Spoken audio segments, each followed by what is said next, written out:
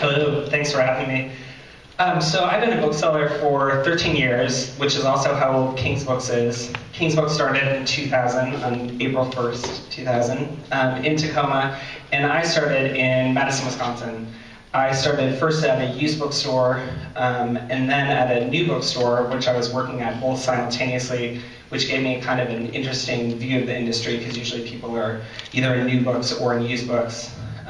In 2003, the owner of the used bookstore in Madison declared that he was moving to Tacoma to join forces with someone who had started, that he used to work with at Powell's, to start a bookstore in Tacoma, King's Books. And so we moved the bookstore from Wisconsin, which was very fun, not really. And then, yeah, I was imported here to work in the bookstore. So I worked here, I've been here for 10 years and took over the bookstore 2.5 years ago, made the leap of faith. Yeah, so the bookstore's been around for 10 years. And yeah, it's been an interesting journey. We are on 218 St. Helens Avenue, right across the parking lot from Doyle's Public House and kind of across from the Temple Theater, kitty corner-ish. We have used and new books. We're about 5,000 square feet, probably about 85% used books and 15% new books, although during the winter holidays that skews a little bit towards the new books. Our used books come mainly from just people selling them in store. In the past, I've gone out and to estate sales and library sales and the like, but that's just a lot of time, which I do not have. So most of them come through the door, which is a blessing and a curse, both. For new books, we have a couple distributors that we use that you do independent bookstores because we can't have all kinds of books in stock. We do a lot of special orders, you know, somewhere between 15 to 30 a week orders for people. And we also have an e-commerce site, so people order books from the site like Kathleen has to ship to someone else, or even just to pick up in store.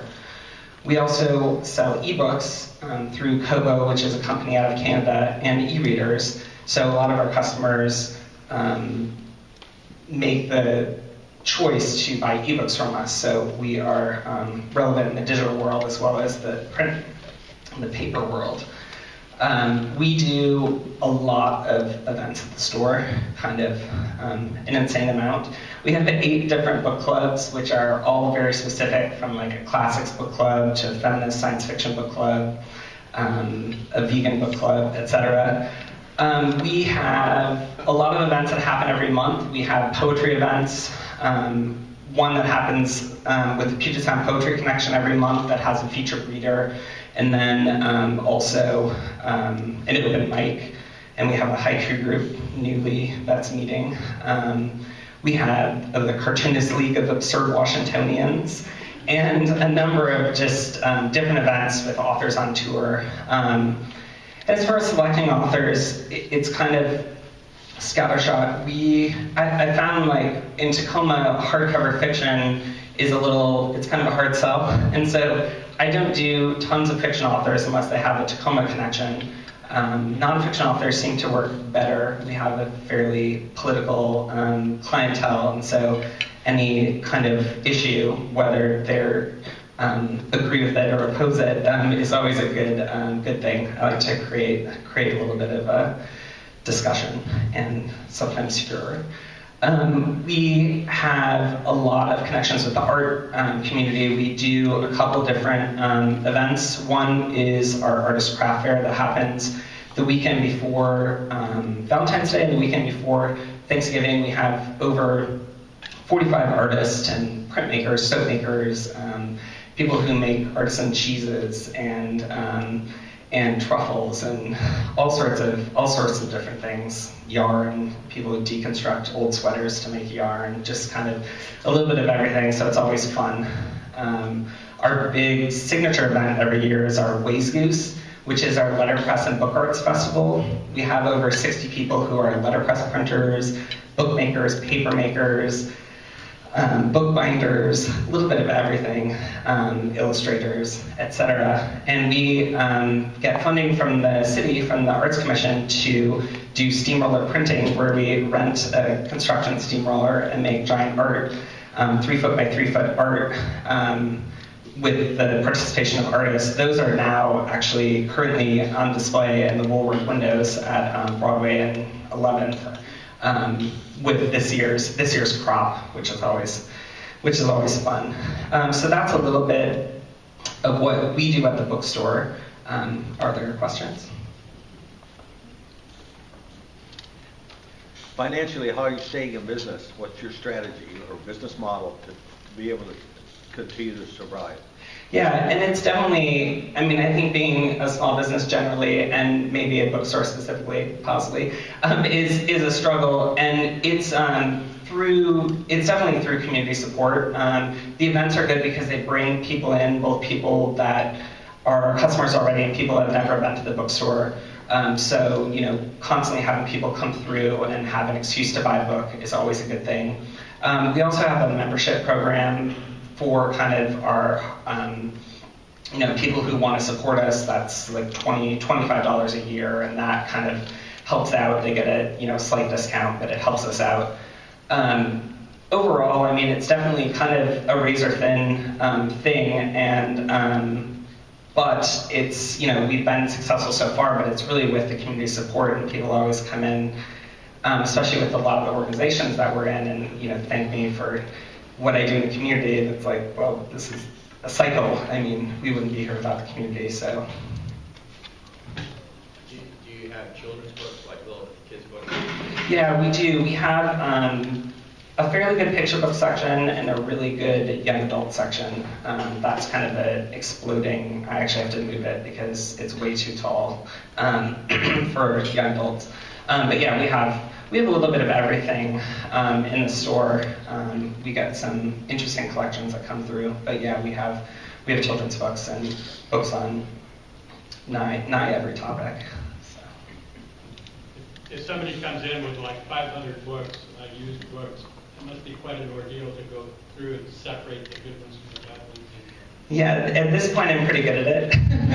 But yeah, sometimes it's a little daunting. Like I was just gone for a week, and and we weren't supposed to take in any new people selling books, but you know we did, and so there was 30 boxes waiting for me, and plus the ones I didn't finish. So yeah, it gets a little daunting sometimes. A lot of times, you know, I kind of know what our customers want, and so it's somewhat easy to sort through, but then especially with older books, you never know. Like we just had a book by Ezra Meeker that he published in 1898 come through, so you never know. Like some of the books you have to do a lot more research, and it's a little more time consuming. A lot of the like fiction, it's a pretty quick, you know, I know we need it and that sort of thing. But yeah, some of the older books especially take some time. Can you give us a sense of what your customers are looking for when they come in, whether it's new or used, is there a theme that you see? We definitely, our new books have definitely increased in sales over the past, well, I would say almost since, you know, Borders failed. There have been people that have come to us getting new books. A lot of customers just come with nothing in mind, which of course is dangerous for them and wonderful for me. So a lot of customers just come to browse, especially because we're a used bookstore. You know, they never know what we're going to find, and you have to jump on the used books when you see them because you might never, you know, see them again. The new books are, you know, I can order in. So yeah, it's a little bit, you know, people have their sections, and there is, yeah. I kind of, a lot of my regular customers, I kind of know what they want and will kind of poke them. Like I'll even post things on Facebook, like I have something for you, come in to the store. So yeah, it's a lot of interaction. Yeah. Two questions. Do you sell books online, like on eBay and like the library does? Yeah, I've done eBay a little less recently just because it's a little time consuming. I actually, one of my friends is going to take that over for us. We do sell on a number of different sites, Aid Books and Bibliobooks and Libris. So all of our used books and ebooks go out in those databases. So the online sales are not what they used to be for, I would say, for random people. We have our customers who buy, regularly from us online. But over the past, because I've been in it 10 years, and I mean, back in the day, it used to be so many orders. Now the market's flooded a little bit because anyone can sell books and do out of their home. And so the online sales for used books are definitely not what they used to be, but we do sell. And we have done eBay, we just haven't done it as much recently. And do you have an email list of people that you can notify of events and that kind of thing? Yeah, we have an email list that goes out twice a month with all of our events and news and whatever else. So yeah, it goes out twice a month. I'm one of the new book buyers that's been coming to you since borders closed, and so I appreciate it. Otherwise, I have to go to Lakewood. Yeah. But my question is, do you do any special in-store activities for children to promote reading and literacy? Yeah, and I have done some, but I don't do it regularly, and that's a gap that I'm completely aware of. I need to start focusing more on children's events. It is one of those things that I just need to commit to do. I mean, some bookstores just do as easy as story time and go from there. We've definitely done a lot of different book releases and events with children, but it is kind of like a gap that I have in my head that I need to work on and do. So yeah, we don't do a lot of children's events, but we have done some and are willing to do more, and we'll probably do more in the future. I'll go. Meeting space, I've talked to, and I don't know, do you have like a conference room or a couple rooms that are available to rent? Or, I mean, people in the community are looking for, nice ambiance with characters, probably a chance to browse. What sort of... Yeah, and so we have kind of a dedicated event space. I mean, we have things that are back there, tables that we move out. It's not private, it's just part of the bookstore, so it's, when we're open, it could be overheard by anyone, which is kind of a hindrance to some people. We definitely, we have a couple different, we have the main event area, you can put a lot of tables in and fit a lot of people, and then we have some nooks that, are a little more intimate. And then the scheduling for that is just kind of depends. We're open 11 to 7 daily. And so for me, scheduling, it definitely depends on staffing because we stay up. A lot of our events start at 7, so they're open later. Sometimes I'll book a book club when another event's happening so that, we have double the reason to be there. So we definitely have space for meetings, and it just sort of depends on scheduling for us. If it's when we're open, usually it's not a problem for us because we don't have to do extra staffing. So yeah, we definitely have a number of different options for groups to meet. Do you sell coffee? I think of books and coffee together. Yeah, we don't. We have kind of attached to the bookstore, we have a salon, which is because the landlord, well anyway, I wanted to pay less rent, and so I gave over that space, and we were trying to get a coffee shop for years, but it was just like the build out of it would be a little much, so I do not have coffee. I wish that there was a coffee shop next to us, but there is not. Yeah, it definitely would be awesome, but it's also not something I want to personally do. So. How do we find out about joining one of the book clubs? Yeah, we have, I have bookmarks and business cards for that matter. All of the book clubs meet the same day every month, like the third Wednesday or whatever. All of the information is on our website of the next books, and in store we have a display with the next and next books so that people know, at least a month and a half out what they're going to be reading next. And all of our book clubs are open, and they all have, each of them has kind of a core group, and then people that filter in and out or intermittent members. There's a bunch of people who are shadow members who read all the books but never show up and then talk to me about the books later. I'm like, why don't you just come to the book club? So yeah, the book clubs are pretty open, open to everyone. And yeah, I'm also always willing to start new or host new book clubs. Yeah, because it's always pretty fun. And all of our book club picks are 15% off for that month. So. I've been to several of the book clubs, and I've gone to these random ones. Like, I do not look like someone who reads comic books, and I don't. But I decided to. I can't even remember. I started going to the comic book club because the conversation was so interesting. So he does a great job moderating the book clubs. Yeah, I run 3 of the book clubs. Crazy. What is your website address? Yeah, it's kingsbookstore.com. Yeah, and I have bookmarks I can pass out that have all of our information on them.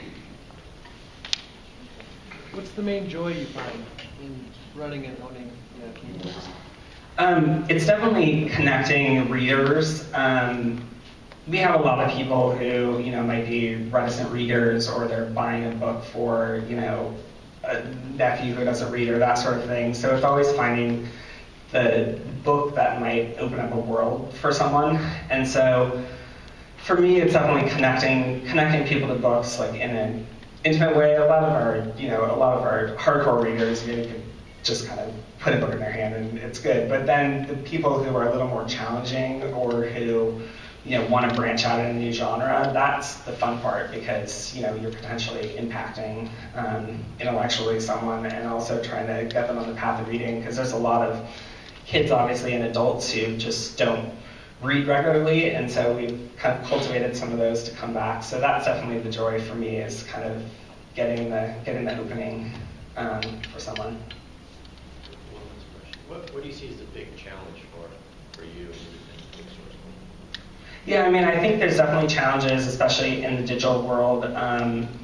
The marketplace is still open, but there are certain companies who have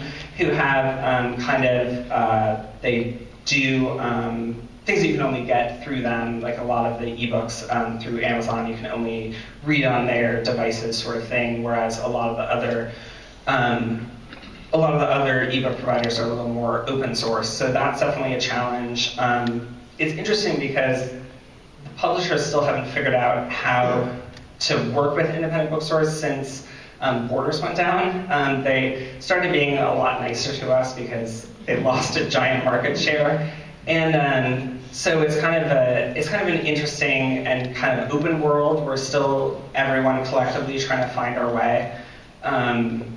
And it is challenging to have a bookstore. All the bookstores around the country, I know that are doing well, are doing it because they're community centers and involved in their neighborhoods and that sort of thing. So the challenges are definitely financial, staying relevant, and obviously getting people in the door to sell or to buy books. So yeah.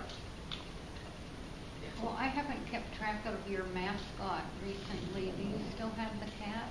Oh yeah, we do. Yeah, both of our cats have had their own. We have 2 store cats, Atticus and Miko, and both of them have had their own health travails recently. But they're both good.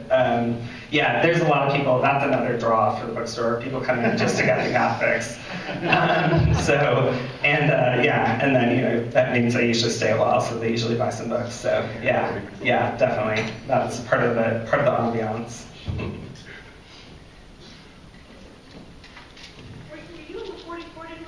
Yeah, I am. Yeah, I just got in Under 40 list? for the Business Examiner. Yeah, I just got in this year. And we also have a profile. I don't think it's in the print edition yet, but South Sound magazine.